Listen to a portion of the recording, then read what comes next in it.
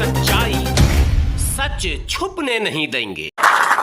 बूढ़े माँ बाप अपने बच्चों को इसलिए पढ़ाते हैं ताकि वो बुढ़ापे का सहारा बने, इसलिए तो पढ़ाते हैं। जब उसको मिलेंगे ही नहीं पैसे, अगर आपको सैलरी इतनी नहीं मिल रही कि आप अपना गुजारा ठीक तरीके से कर पाए, तो क्या तो आप बहन को दोगे रक्षाबंधन पे, और क्या आप बूढ़े माँ बाप के लिए करोगे? चाहते हुए भी नहीं कर पा रहे लोग, क्योंकि पैसा ही नहीं है। तो ये सारी स्थितियां दोस्तों जो हो रही हैं, ये इसलिए हो रही हैं क्योंकि सरकारें सारी संवेदनहीन हो चुकी हैं। अभी कोई नहीं उठेगा। सारी सरकारें संवेदनहीन हो चुकी हैं। देखिए, हमारे आंदोलन कामयाब क्यों नहीं होते? ये बातें इनको बढ़िया नहीं लग रही, इनको घर जाने की तैयारी है, नौकरी चाहिए इनको बढ़िया वाली, लेकिन 1 घंटे आधा घंटे बैठ करके बात नहीं सुन सकते। ये है सबसे बड़ी बीमारी में। छोड़ दो, जो जाना जाने दो। मैं आप लोगों को यह कहने के लिए आया हूं दोस्तों कि मैं अगर आज धर्मेंद्र भाई को यह कह दूं कि मैं लिख करके दे रहा हूं कल से दिल्ली का लाल किला तेरा है, तो क्या इसको मिल जाएगा? नहीं मिलेगा। या मैं कह दूं कल से कुतुब मीनार तेरी है, तो क्या इसको मिल जाएगी? नहीं मिलेगी। सबसे पहले मजदूरों को अपनी लड़ाई लड़ने के साथ साथ यह समझना चाहिए कि जिस लड़ाई को हम लड़ने जा रहे हैं, कानूनी तौर पे यह लड़ाई सही है या नहीं है। अगर हम कानूनी तौर पे सही लड़ाई लड़ेंगे तभी तो जीत पाएंगे, और कानूनी तौर पे अगर सही लड़ाई नहीं लड़ेंगे, दीवार में टक्कर मारेंगे, तो हमारा सिर फूटेगा, हमारा मतलब हल नहीं होगा। कानूनी तौर पे जैसे मेरे भाई ने कागज दिखाए, ये कागज निकलते हैं और निकल करके कागजों तक ही सीमित रह जाते हैं। जितने भी देश के अंदर कानून हैं, जो कानून बड़े लोगों के लिए बनाए गए हैं, वो कानून इस देश के अंदर रातों रात लागू हो जाते हैं। आपने बहुत बार देखा होगा, नेता रात को 12 बजे कोर्ट खुलवा लेते हैं, क्योंकि उनके हक का मामला होता है। रातों रात कोर्ट खुले, रात को ही सुनवाई हुई है, रात को ही जजमेंट आए हैं। क्यों? क्योंकि बड़े लोगों का मामला है। और जहां गरीब आदमी की रोजी रोटी और उसके बच्चों के भविष्य का मामला होता है, वहां पर सुप्रीम कोर्ट और हाई कोर्ट के द्वारा किए गए आदेश भी धूल फांकते रहते हैं, उन पर कोई परवाह नहीं करता। कारण यह है कि उनको पता है गरीब आदमी कर क्या लेगा। यह सरकारों की एक सोच बनी हुई है। लेकिन यह गरीब आदमी जिस दिन एकजुट हो करके अपने हक के लिए सड़क पर आ जाएगा, तो अच्छी से अच्छी सरकारें भी झुकेगी, दबेगी और आपके काम को करने के लिए मजबूर होंगी, पक्का होंगी। दिल्ली की भिन्न भिन्न डिस्पेंसरी में काम करने वाले 585 नर्सिंग अर्दली और स्वीपर कम चौकीदार बिल्कुल आप ही के जैसी की पोस्टें हैं। 5 महीने तक लगातार कटकटुमा के गेट पे धरने पे बैठे रहे, चाहे गर्मी हुई, चाहे तूफान आया, चाहे आंधी आई, चाहे बारिश आई, ओले पड़े, कुछ भी हुआ, क्योंकि विश्वास था, एक भरोसा था। अब पहले ही दिन मैंने उनको यही समझाया था जो आज आपको समझाने की कोशिश कर रहा हूं, कि जीवन में अगर घड़ा खरीदने भी जाते हो तो घड़े को बजा करके देखते हो उसमें कहीं पानी तो नहीं टपक रहा।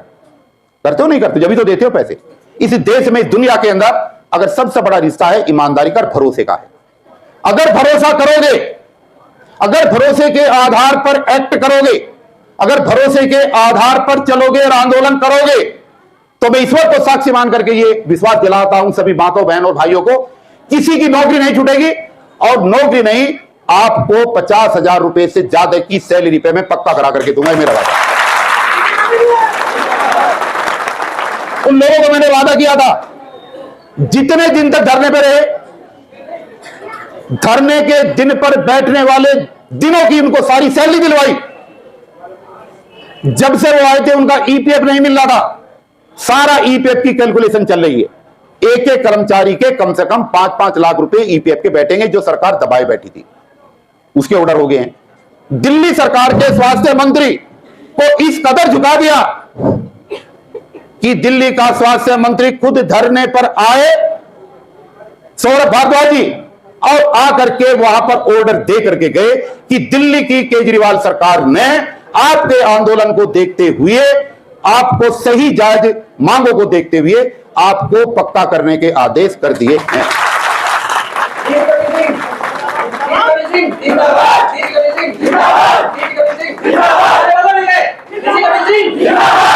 देखिए, ये घटना कोई बहुत पुरानी नहीं है, अभी 1 महीना भी नहीं हुआ। 12 जनवरी की घटना है, पिछले महीने की। अभी तो 12 फरवरी भी नहीं आई, वो फाइल एलजी के पास गई और अब तक का रिकॉर्ड है कि एलजी और केजरीवाल साहब हर मुद्दे पे लड़ते हैं।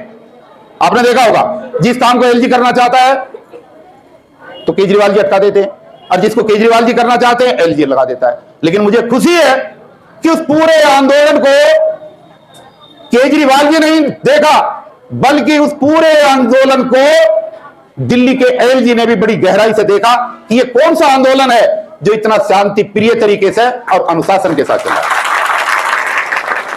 तो 12 तारीख वाली फाइल, केजरीवाल सरकार की रिकमेंडेशन की हुई फाइल जैसे ही एलजी की टेबल पर गई तो एलजी ने उसमें बिना कुछ नुक्ता निकाले हुए तुरंत उनको पक्का करने की परमिशन भी पिछले हफ्ते दे दी। अब वो फाइल वापस डिपार्टमेंट में आ गई है। अब जैसे मैं अपने भाइयों को इनको कह रहा था, कागज अभी रहने दो, इन कागजों की आज जरूरत नहीं है। कागजों की तुम्हारी जब जरूरत होगी हम कागज लेंगे, कैसे जरूरत होगी वो हम बताएंगे। भाई जब जरूरत होगी जब तो दोगे कागज। अगर कागज देने से नौकरी मिला करती तो दुनिया ना ले लेती क्या? पहले सरकार की तरफ से आपके पक्का होने की रिकमेंडेशन होनी पड़ेगी, और जब सरकार आपके पक्का होने की रिकमेंडेशन भेजेगी तो फिर एलजी उस पर संज्ञान लेकर के परमिशन देंगे, तब जाकर के आपके रास्ते खुलेंगे।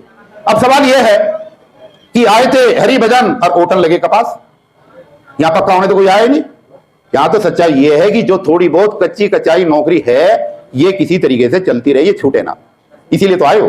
पक्के होने की तो बात ही नहीं है, तो कुछ ज्यादा ही बता दिया आपको कि पक्के भी हो सकते हो।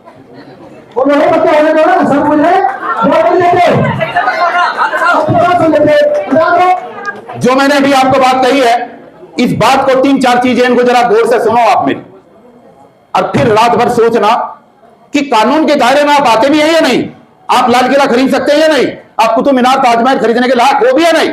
तो कानून क्या कहता है, ये कानून के दायरे की बातें अब सब लोगों को ध्यान में रखनी पड़ेंगी, रखनी चाहिए। ये जो कानून है कागजों के, ये ऐसे नहीं है। ये कानून ये कहते हैं, पहली कंडीशन ये है कि क्या आप किसी ऐसे विभाग में काम करते हैं जो आवश्यक सेवा का विभाग है, पहली कंडीशन होती है। तो जहां तक मैं समझता हूं कि आप शिक्षा विभाग में काम करते हैं, और शिक्षा विभाग देश की आवश्यक सेवाओं में से एक विभाग है, ऐसा ही है।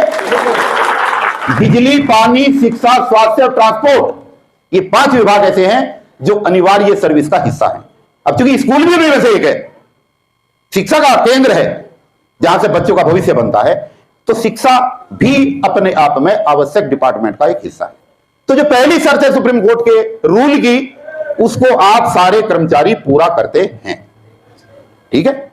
आप कोई टेम्परेरी कर्मचारी नहीं है, अपनी कीमत भी पहचान लो कि आप क्या हो। आप ऐसे विभाग के कर्मचारी हैं जो देश के उन विभागों में से एक है जो आवश्यक सेवा के विभाग में आता है। अब दूसरी कंडीशन यह है, हमारे मौलाना साहब ने हाथ उठाया था कि क्या आपको उस विभाग में काम करते हुए 240 दिन पूरे हो गए हैं। 240 दिन का मतलब है मात्र 8 महीने। तो 8 महीने आपको हो गए या नहीं हो गए? आप तो भी कह रहे थे 15 साल 12 साल हो गए। तो कोई ऐसा भी है जितने भाई बहन यहां बैठे जिसको 8 महीने ना हुए हो? देखिए, अगर कोई ऐसा है जिसको 8 महीने नहीं हुए हैं तो उस पर यह कानून लागू नहीं होगा, उसके साथ झूठ नहीं बोलेंगे।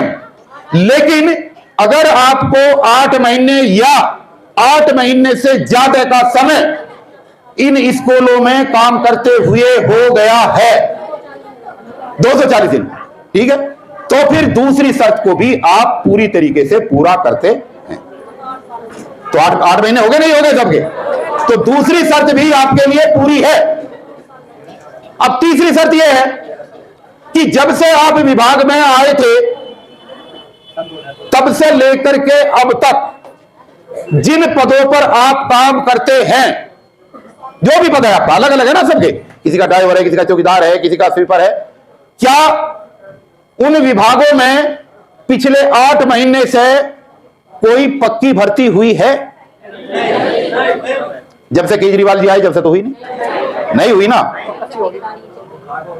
तो ये तीसरी शर्त जो है सुप्रीम कोर्ट के आदेश की लीगल स्टेटस की तीसरी शर्त यह है कि जब से आप नौकरी पर लगे हैं, मान लिया चौकीदार है, तो क्या जब से आप लगे हैं, जब से ऐसा तो नहीं कि कोई भर्ती हुई हो, तो भर्ती हुई नहीं, तो तीसरी शर्त भी आपके लिए पूरी है। और चौथी शर्त यह है कि जिस पद पर आप काम कर रहे हैं, क्या लिखने में, पढ़ने में, शैक्षिक योग्यता में क्या आप उसके हकदार हैं? भाई 8वीं पास है या 10वीं पास है, ऐसे लिया होगा ना, आपको कुछ ना कुछ आधार पे तो लिया होगा। चौथी शर्त यह होती है, किसी से लिया, किसी से नहीं, किसी से कुछ भी नहीं लिया, कुछ नहीं लिया ना।